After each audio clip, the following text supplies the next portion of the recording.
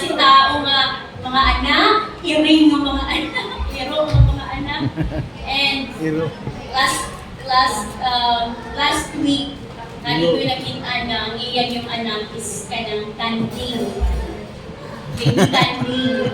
Then ako siya gihikap, wala po siya ganagiro, bitaw na damay pa man siya, maulaw po siya, nisupsok siya sa man, maulaw siya sa mga tao. Pero mo nito, yan ay ang anak. Nasa pinakitaan ng mga baboy ang ilang anak kay kanang itapa din niya ang tulog. Dik, matulog na ta, Dik. So, tawago niya kay Juan. I just want to greet Happy Mother's Day. So, di man ko makarelate biologically sa inyo. But, area, aspects sa usa ka mama nga makarelate to ay kung magkasakit ang inyong mga anak, di ba, matarantarmang yun. Naturally, ang mama o papa. Then ako sad, matarantar sa ko kung magkasakit ang akong mga anak. No? Kanya, ako din ko nauna-una ang gasto. So, same lang ta. Same ta diha nga area. But anyway, it's good to be back. Hadi ka gikan pastora. I-search na lang ninyo sa social media asa gikan inyong pastor. But salamat sa Ginoo for the opportunity to be with my family po sa Butuan City. So, praise God! Kumusta ang tanan? Amen! Amen! Praise the Lord! Let us choose to rejoice in the presence of God. Whatever situation that you have right now, igsoon ang Diyos ang nakabalo sa iyong sitwasyon. But samtang na ata diri nga dapit, let us choose na magmaya sa presensya sa atong buhi nga Diyos. And with that, the Lord will give us peace sa matag sa kasing-kasing nato. Amen! And for the month of May, mo ang atong tema, breakthrough faithfulness that endures. So, ato sa ang tanawin mo sa faithfulness. Praise God. So, faithful ka, or ako, sa imong responsibilidad, no? So, kung papa, responsibilidad sa usa ka papa, sa amahan, inahan, o sa anak, responsibilidad, faithful ka sa responsibilidad nimo sa imong relasyon, sa pagtuo, bisan na may temptations or distractions, kita mawindang anak. Nagpasabot o pagkamatinumanon o loyalty. Naa sa kasing-kasing ang imong pagka-faithful ay naa may commitment ng kalakihan. Now let's talk about endurance. No? Breakthrough faithfulness that endures. So endurance, nagpasabot o paglahutay. Bisan lisod, no? Taas o kapoy na sitwasyon, dili mo undang. For example, padayon gihapon ka, bisan kapoy na kaayo ang trabaho, o bugat ang problema, at ubangon gid gihapon na nato. Faithfulness, kung unsa ka kasaligan. Endurance, unsa ka stable, mupadayon bisag lisod. Now, I have a question para kanatong tanan. Posible ba, mga igsoon, posible ba na usa ka tawo faithful, ba talaga gihubad sa ang pagmasabot, faithful? Posible ba nga usa ka tawo faithful pero dili mo lakutay? Or mulahutay siya pero dili faithful? Posible ba yan? Posible. Faithful ka, pero Wala tayo. dali ka ma-discourage. Kulang mo paglahutay, kulang mo endurance. Mulahutay ka, pero walay klaro ang commitment. So, kulang ang faithfulness or pagkamatinuan. Now, allow me to read the word of the Lord sa Judges 7 verse 7. On the NIV version. The Lord said to Gideon, so we're talking about Gideon this morning, with the 300 men that lacked, sa Bisaya, that lacked, I will save you and give the Midianites into your hands, let all the others go home. So, ang Ginoo magapanalangin sa iyang pulong karon nga kabungtagon, let us pray. In the name of the Father, the Son, the Holy Spirit, ang mukang i-acknowledge Ginoo sa among taliwala karon. Walay laing Diyos o ngalan nga mapataas kundi ikaw lamang Ginoo ni Jesucristo. O kami Lord padayon nga mapaubos o mapaubos. Ikaw ang makita, ikaw ang magayaw, ikaw ang highlight, ikaw ang sikat, imo ning tanan. Walay ako, even ako ang nag-preach, walay bisan kinsa nga moangkon sa himaya Ginoo. And that is you alone. Samtang pagahisgutan namo ang imong pulong today, Lord. Open our hearts.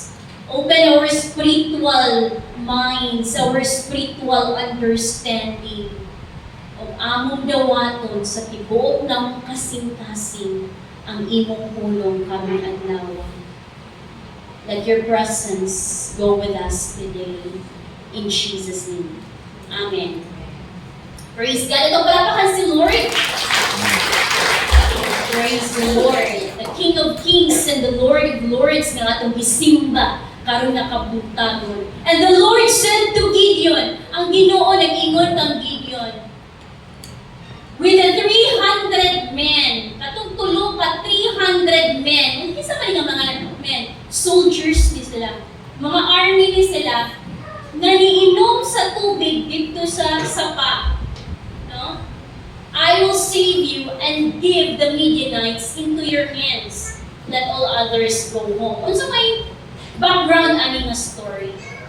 Sa time ni Gideon, gitugyan sa Ginoo for 7 years ang mga Israelites tungod sa ilang pagdagahi, tungod sa ilang pagdagahi ng bolo. Every time the Lord will give instruction, di sila musunod. Namingon si Lord, ayaw lagi ni simbahan ni nga mga Diyos. Upadayon din gihapon sila og simba sa mga bisan sa mga klase ng mga kanabitang forma na nga ilang makita, feeling nila mo na itong altar, wala na itong simbahon. Nag-instruct ang Ginoo sa ila anak, pero wala gihapon nagpatuo ang mga Israelita sa ilang panahon. Kusa gitugian sa Ginoo ang katawhan sa Israel ngadto sa Midianites, ilang yung mga kalaban. That every time magtalong sila, lahi ang harvest. Ang ilang mga kalaban. Every time naa sila yung mga kahayupan, mga baka, karnero, mga goats, o ba mga klase ng mga hayop na para ilang konsumo na kawaton sa mga Midianites. That's why ang mga tao ng mga panahon dito sila sa halasangan, ang uban sa cave. Unsay Bisaya sa cave? Langog. Sa langog, dito sila napuyo. Kay para di langit sila makitaan. Hantod gikapoy nga ang mga taga-Israel, no? Lord, tabang! Nagpadala ang Ginoo og anghel. O ganyan gibisita si Gideon. Ingon si Gideon nga, ano ako? Kabala ba ka, Lord? Nasa tagbuok tribo or sa tanang tribo sa Israel, sa Manase nga tribe. Asa manabit ang Manase nga tribe? Si Manase, anak ni Joseph. No? Si Joseph na ay anak si Ephraim o si Manase. Pero dito siya sa Manase nga tribe. Sila pagid ang pinakagamay sa tribo in number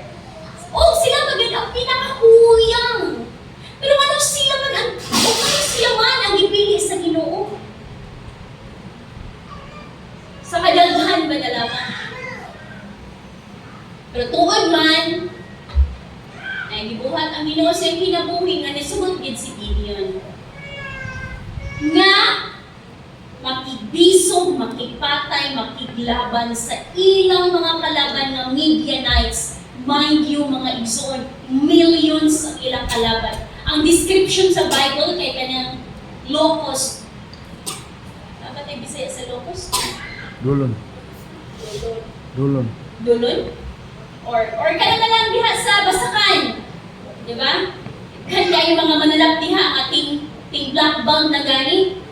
Grabe, imagine sa kaunsa kadaghan niya. Say mo, abot pa sa atong mga panimalay, baho pagig kaayo. No, millions sa nilang kalaban. So, to cut the story short, na-encourage ni Gideon ang tanan nga sa ilang tribo nga mutabang pakigbisog sa ilang mga kalaban. So, ito na ang mga army. Ready na ni Gideon na madapig kanimo, maging-away sa kalaban. Millions silang kalaban. Pero niya si Lord, daghan na mo kaayo. Uy, di ni magsilbi. Eh kung tugutan ta mo nga magiglaban sa inyong kalaban, sa ingon ani kang kadaghanon, maingon mo sa ako nga, syempre, di daw gid daghan gud mi. Daghan gud mi nagtabang. Gideon ing na mga army nimo.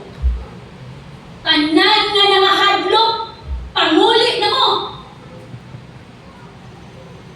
Tinuod kirhan gid na mahadlok. 22,000 soldiers or army. Niuli. Ay, mahadlok ka na, ilaban sa millions. Ya, pila rata? 22,000. Pila kayo nabilin? O, pagay kagilingon pastora, pila sila tanan, ipakompute naman hinoon minimo. Ang nabilin, 10,000. So, pagpasabot, 32,000 lang sila. Pero nakita sa Lord ang heart sa mga soldiers. Kung kini mo daog ni sila, muingon kini nga. Daog mi oy kay ako naman na. Daog mi kay bright with big mga strategy. Nasumban akong problema kay sus. Lagihan na ako ni. Ngunaan niya na. So maghinambog na tungod sa abilidad. So gitrim down sa Lord. 10,000 na lang. So okay sa 10,000, let's fight! Fight good. Ahu! Ahu! Sa kitaan na ang movie. 300. Atong 300 no, na movie. Na ang may part 2 ano. So, somehow, diha ikuha ang mga context for not really the whole story. Ikuha na nila inspiration ang Gideon 300. So, ahu! Ahu! Ready na ni Gideon! Pero ingon si Lord, dili pa. Daghan na kaayo ng 10,000. Ipa-add to dito sa sapa. Make sure dito, ipapuhaw gini sila. Siyempre, kayo binaklayay, training. Dapat mag-train yun, uy. Sa millions ngayon mo kalaban niya, 10,000 na lang mo. Wala ba nag-train? Baklay din. Baklay dito. Siyempre, gutom, uhaw. Pamaagi sa Lord. Ipaatog sapa, tanan. Diba mga soldiers? So tuod man, grabe ka uhaw, dagan ang mga soldiers, ang uban, halos mulangoy na lang sa kauhaw. Ala, anak sa tubig. Uhaw kaayo, ang uban po. Pinaluhon nga. Ang uban, naghilang po. So, uban sila maligo, kaikang. O nakita sa Lord ang katag. Nakita niya ang mga soldiers.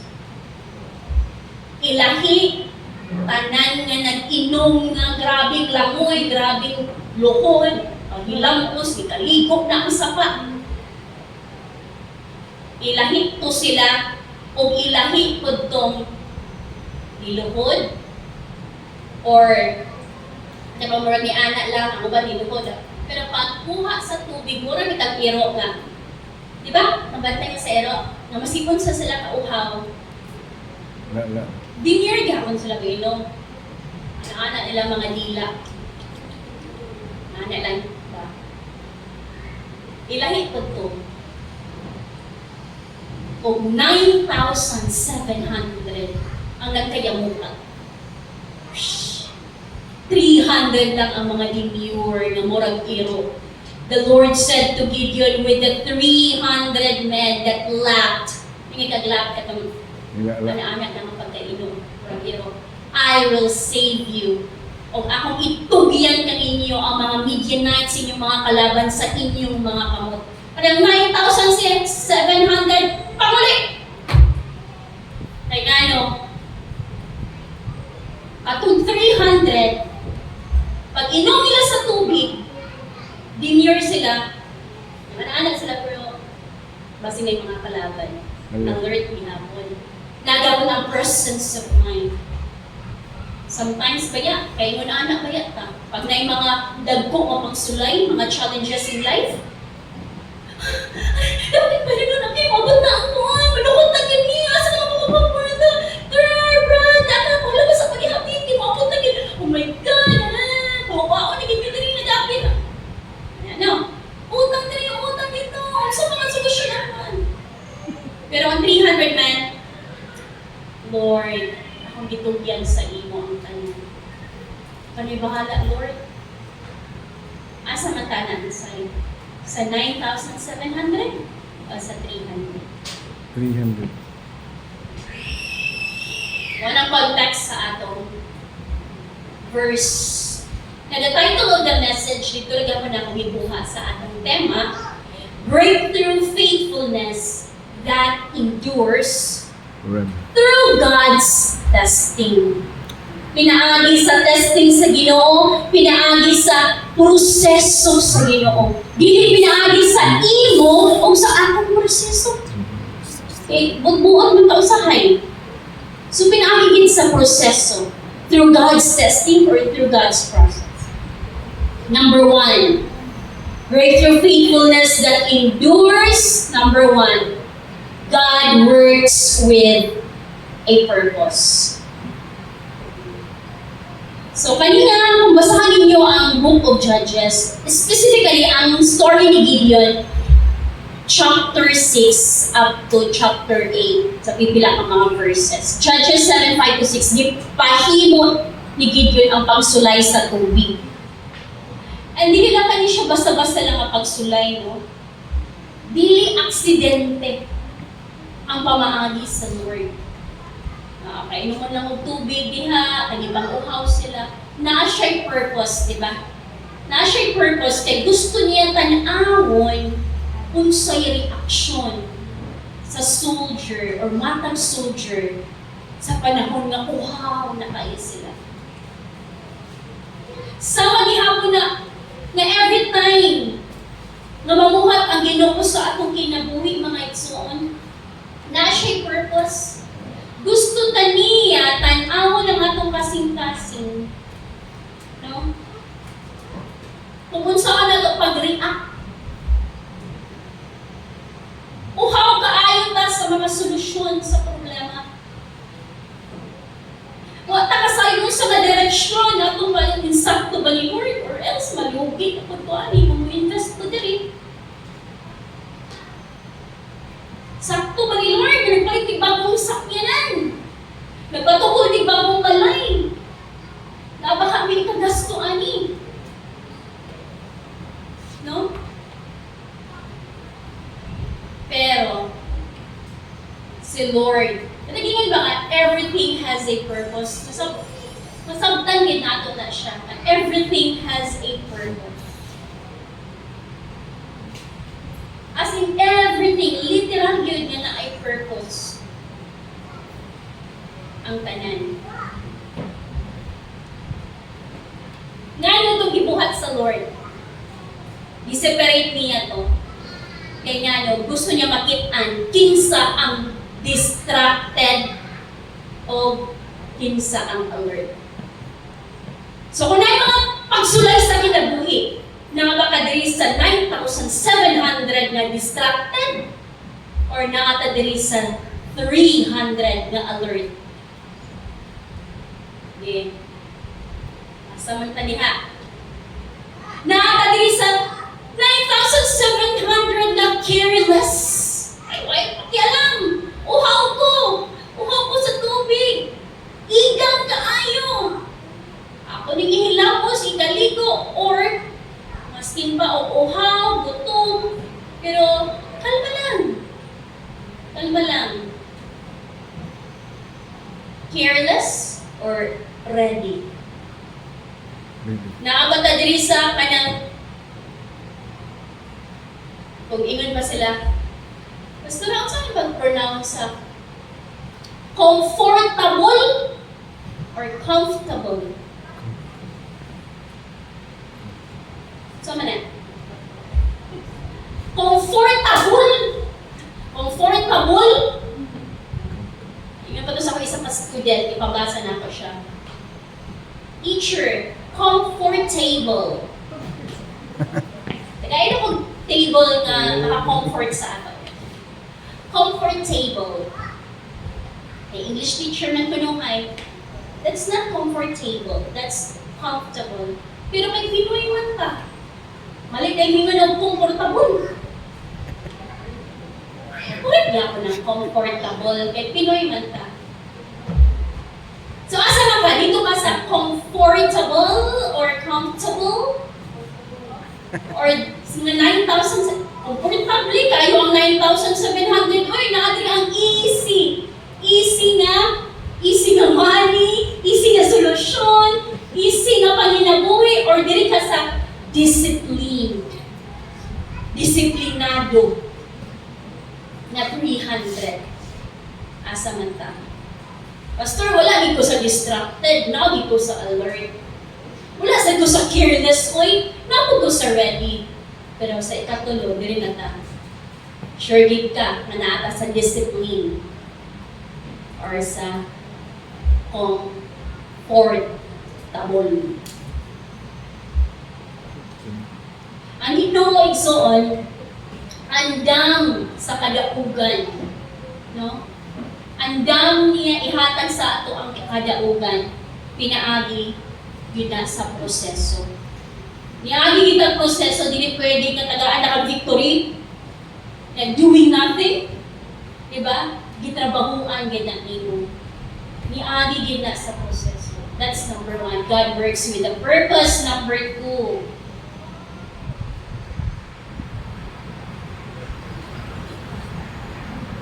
God values readiness.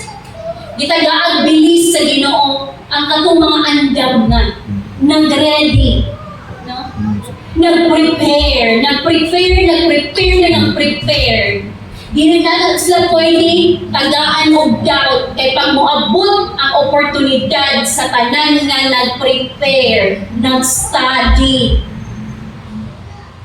Moabot ang opportunity, pasar gid na. Moabot ang oportunidad, mubong gid na ang career, mubong gid na ang negosyo. Kay nag-prepare, ready siya. Ang 300 ka tawo, gamay na kaayo kung tanawan nato, imposible magid na sa atong panlantaw. Imposible gid na compared to the vast army. Pero sa pananaw sa Ginoo, sila ang qualified ra, ang 300 ra. Ngano? Again, tungod kay alert sila. Ikaduha, aware sila sa palibot and ready sila mo react anytime. Kung naay sundalo, naay pagsulay sa kinabuhi, kaya ito bangon. Dili lang kay magmukmuk, dili lang kay ikatulog na lang nako ni, ikaon na lang nako ni, sige atong kaon. No? Daghay epekto sa lawas. Na baka lang, Si Lord ang bahala ani oy. Pero at least natay gibuhat. Pero kung wala, kung di mo tag si Lord ang bahala, pero wa ko tay gibuhat. Dili hapon na i-honor sa Lord. Dili importante kung unsa ka kakusgan, kung unsa ta ka maabilidad. Dili na importante. Ang importante sa Ginoo kung ready ba ta sa tawag sa Ginoo. Even sa mga simple lang nga moments sa atong pinagbuhay. Narinig ko lang din nga example nga like usa ka driver. I know most of you mga men nga naa diri or na pipila ka mga women nga kabalo mo drive. For sure, nag-ready na siya sa bata pa siya. Ibeda na siya sa iyang mama o Okay. bike nga katong na ay tulo kaligid. Nag-practice na ng bata. Diba? Isa nga na ay bike gari nga tulo kaligid sa gamay pa. Scooty. Hantod nga nag-elementary, nag-high school, kabalo na mag-motor. Hantod nga kabalo na mag-drive o four wheels. Hantod nga nagtaroon o kaugalingon nga sakyanan, master na kaayo. Unya ako, mo kabalo mag-bike, kung kabalo, wagi mo na balat yun. Eh, wako ko di kapalit bike, pero pareho naman yun sa akong brother. Wako ko siya bike sa una, pero ano kabalo man siya? Hindi na siya pamaangi. Ito siya sa iyong friend, kasi among silingan, every summer, mag-cut condition bike. Dili sama sa ako, nga wako'y gibuhat. Ako'y bike, di ko kabalo, hangtod nga na oportunidad nga matagaan na nagsakyanan, mapalitan na nagsakyanan, pero di may kabalo mo drive, ligwak. Di ko pwede giminong, palit ko karoon yung ka ng the best na sakyanan mo, pero sports, kung sa kanya, kung kabalo mo drive. Yan ko na i-honor, ingat mo sila, pagkuha og lisensya, kay para mapugos kid ka og drive. Alain ko na ginunala, no, kung sanay dahil Mana, sa mga gusto magkaroon ng sakyanan, dapat na lisensya o babalo mo drive. Amen. Kung dili, pagtuyo, ang itang driver.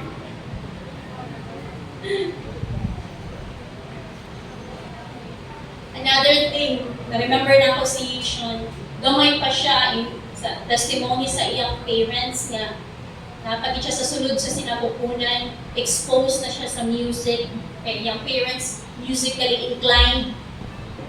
Abi na ako nga magamit ang iyang skills, pag mag-high school na siya, college na siya, pero may kabalo naman siya, gamay pa lang, ready naman siya. Gamay pa lang. Pag abot sa oportunidad, click dayo ng iyang pagka-drummer. Which is amazing. Amazing kaayo. So kung mag-prepare kayo ta, maging ready ta sa tanan na panahon, naging oportunidad na ihatag si Lord para ka na to. Manakala, makaingon ta nga, makaingon si Lord na deserving ni tagaan. So God values readiness. Dili lang importante kung unsa ka kapusgan, kundi kung unsa ka ka-ready sa tawag sa Ginoo bisan sa simple moments. Number 3. Kini, simple tests and simple obedience reveal faithfulness. Diha makita or diha ma-expose ang kasing-kasing sa Ginoo. Simple lang testing, simple lang na instruction, pero wala kaya mo reklamo ang 300 soldiers. Muna to instruction sa Ginoo, di pa inom ramig tubig. Pwede man tubig ito 9,700 nga. Yun after day ka, ingon mo qualify nga mighty soldier, pinagi sa pag-inom og tubig niya, ana ra. Simple ra kayo, no? Simple ra kayo ng test. Pero nag-obey. Di ba ginangkatan sa kasing-kasing kaysa nagbagot-got? Naiistorya, naiisugo, or daghan pa yung mga explanation. Ingon ani manggod si kuan man lagi dapat siya bito yung gisugo, siya ba yung gisugo, pero man lagi man lagi naka-remember ko siya bito yung gisugo.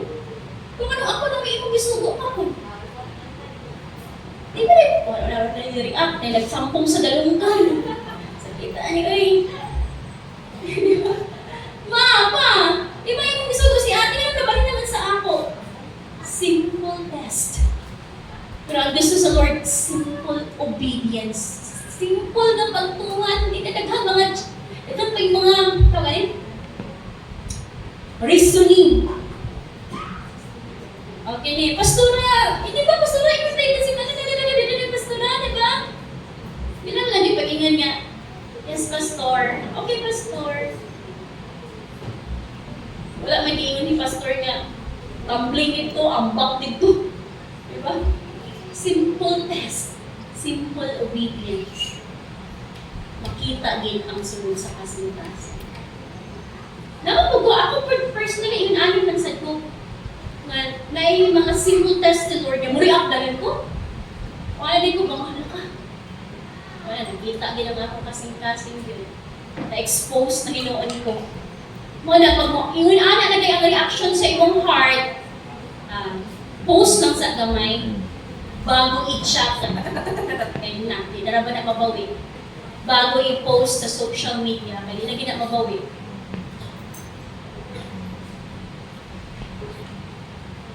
Faithfulness, dili na siya ma-prove sa mga dagko ng mga pagsulay. But dito na siya ma-prove kung nag-obey ba ka. Mas di ginagmay. Amen. Amen. Praise God. Kaya ang Ginoo magud, mutanaw magud siya kung mutuman bata sa simple nga instructions. Nagtanaw ko siya sa ato kung mutuo bata bisan dili nato masabtan. Ay, wala mo pasabot ni pastora. Wala mo pasabot sa. No, pasabot kang mama ng papa. Eh, hindi na ko. Wala pasabot sa akong teacher. Sabi patuo eh. Mutuman pa bata. Magpabiling mata, bisan pa o medyo painful ang sitwasyon. Again, mag-test kung kinsa ta atubangan sa Ginoo ang matter sa atong kasing-kasing. Number 4, God humbles to remove pride. Yes, sama sa mga soldiers, 32,000. Kung yalaw to sa Lord, ang taas din ang garbo sa mga Israelites. Gitrim lang to 10,000, gihapon. Ang to 300 na lang na imposible, diha. Igsuon usahay, i-allow sa Lord na i-reduce ako mga resources. Atong mga options. Ang support na may wala na may itabang sa ako, wala na may suporta sa ako, wala na may iduyog sa ako. I-allow na sa Lord. Dili aron pabagsakan ta. Kundi aron ipakita na siya ra gyud ang atong gusto. Amen. Amen. Sometimes, makahinuklod ba kaya ko? Ay, dito sa akong husband.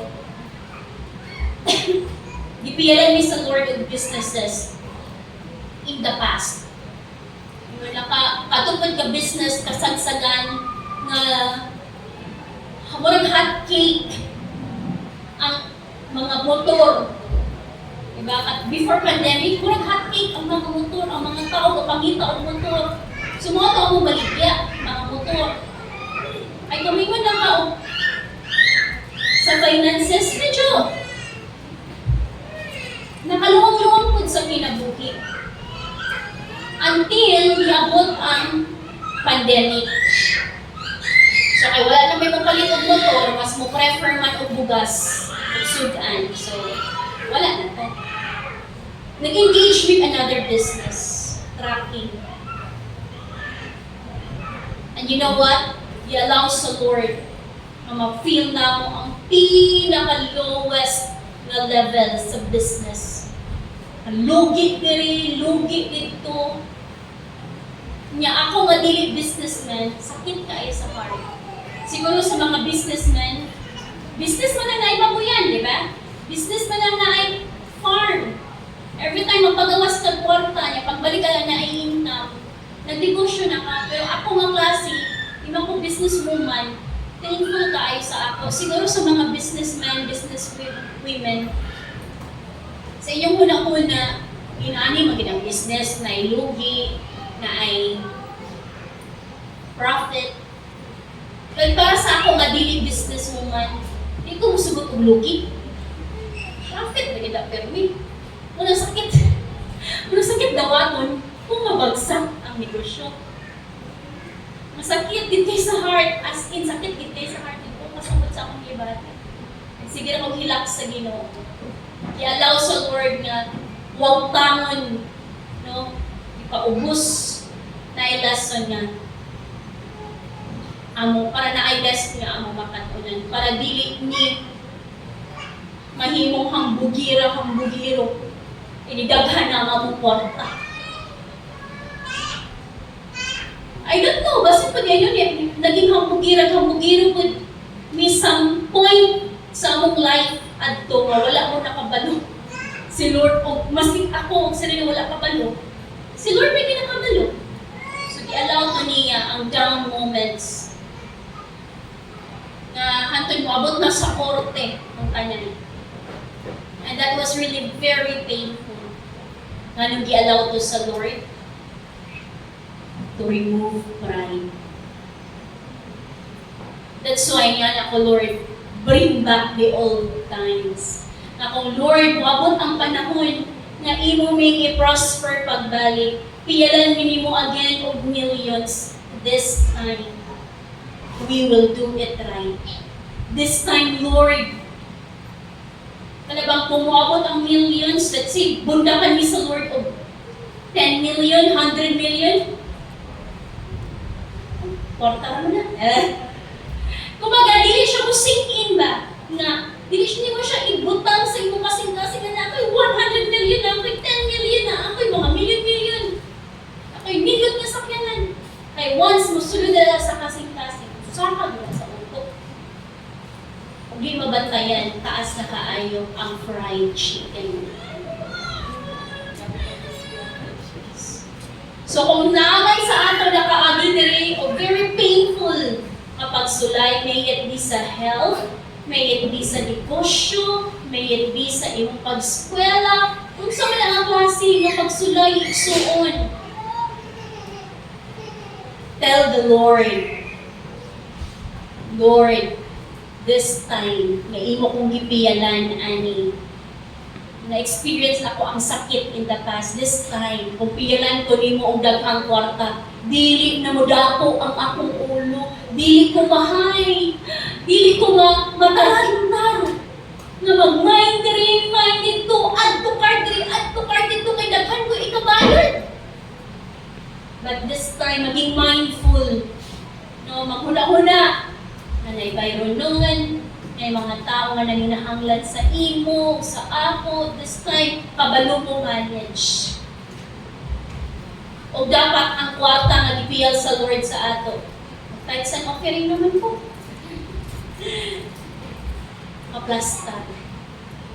This time.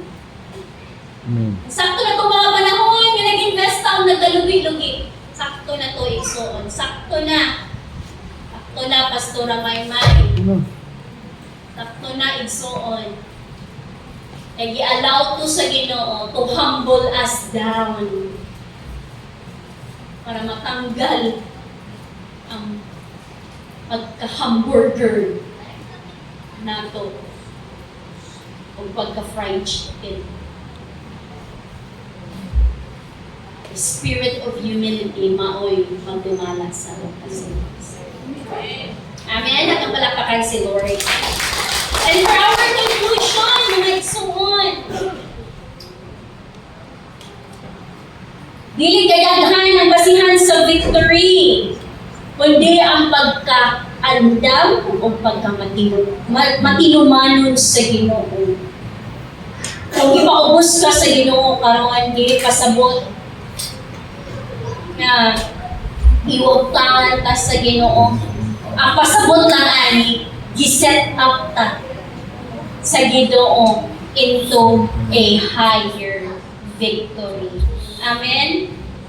Now, ang challenge sa atong tanan. Ating challenge ani nga mga pangutana. Pangutana daw yung kaugalingon. Sige. Ready ba ko? Ready ba ko? Ay, English mo na ini. Am I ready even when God's instructions are simple? Basta ready ko masunod sa imo kay hindi God's instruction. So pinaagi gihapon sa iyang mga lideres. So ready ba ko bisan simple pa lang ang instruction sa Ginoo? Faithful ba ko bisan na nagihulma ko sa Ginoo? Alert ba ko bisan na ako sa waiting season sa akong kinabuhi? Again, mga igsoon, alang sa pag-encourage kay natong tanan, dili ang daghan ang makadaog. Dili ang kadaghanon o sa or dili ang atong abilidad, ang atong intellect, ang atong pagka-bright, ang atong mga resources ang mapapahatag ka nato og kadaugan, kundi ang pagiging mainamdamon, matinumanon nga naay panglahutay hangtod sa pagbalik sa atong buhi nga Dios. Amen. Praise God. Once again, let us give God all the glory. Sa palapangan si Lord, and let us all stand. Praise God. Hallelujah.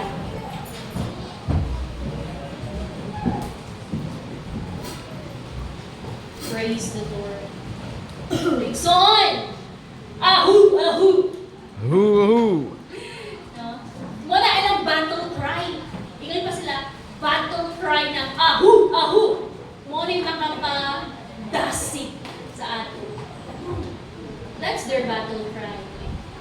Pero ang ato, kung sa matong battle cry, Jesus! Jesus! Amen! Amen. Because ang atong kusog, makita lang diha ang Ginoong Hesus Kristo. Hallelujah.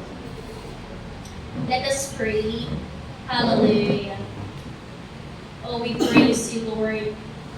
Ako kamang gihangyo individually, matag-usa ka na to. Let us commune with the Lord. Kung sa man ang imong sitwasyon karon, kung sa man ang imong gikinahanglan karon, na kailangan og katubagan, kailangan og tugon, kailangan og tapang sa atong buhi nga Dios. Ask the Lord. Pangayuas sa Ginoo ang iyang tabang. And of course, mga igsoon, we also have to do our part na magmatinud-anon ta sa atong buhi nga Dios nga gialagaran. Matinud-anon nga naay panglamutay. Matinumanon nga dili basta-basta ma-discourage sa mga pagsulay sa kinabuhi. Nga maski sakit ang sitwasyon, mupadayon og ampo, mupadayon basa sa pulong sa Ginoo, mupadayon og dayig, mupadayon og worship, mupadayon sa pagpangalagan sa atong buhi nga Diyos. Mga paghayo sumala sa basaan mo, sukat pa sa simbahan, ikaw ngayon Welcome music team. Administer through the song. Let us praise sa the Lord. panahon nga kami mo sangil sa Let us communicate to the Lord. Lord, we need you. dugon mo. Help us to be faithful to you. Paghayo Help us, Lord, na mula kutay sa pangangalagan. basaan mo,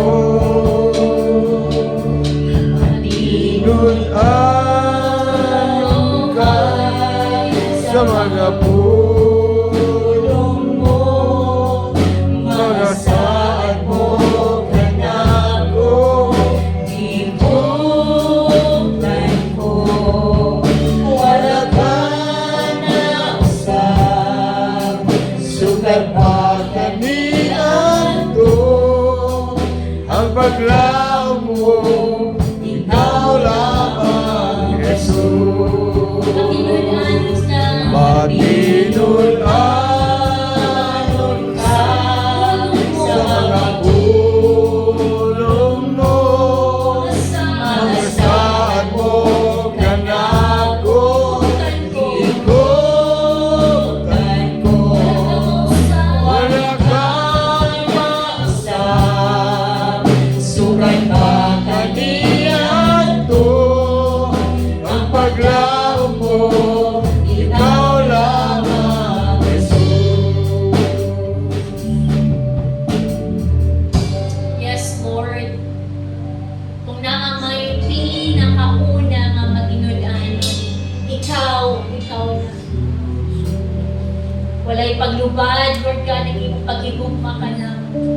Wala minimong ipasagdan o gibiyaan, Lord. You have been faithful to us since from the very start. And you will be faithful. You will be forever faithful. O tungod kay ang among Diyos kali alagaran matinud-anon. Busa kami nga magtotoo manunod ni Jesucristo. Dapat matinud-anon usab kami uban sa paglakutay sa pagpangalagan kanino. Lord, have your way, O God, because apart from you, we can do nothing. Have your way sa matag sa kinabuhi, Lord, hindi na mo kaya kung kami-kami lang. Tagluoy mi sa imong mga pamaagi, Lord. Tagluoy mi sa insakto nga direksyon, insakto nga desisyon, insakto nga agihanan, O God. And we know nga diha lang na mo magkita kanimo. As long as we continue to put our hope, our faith, and our trust in you. Hallelujah. And as we celebrate Mother's Day, tanan ng mga inahan,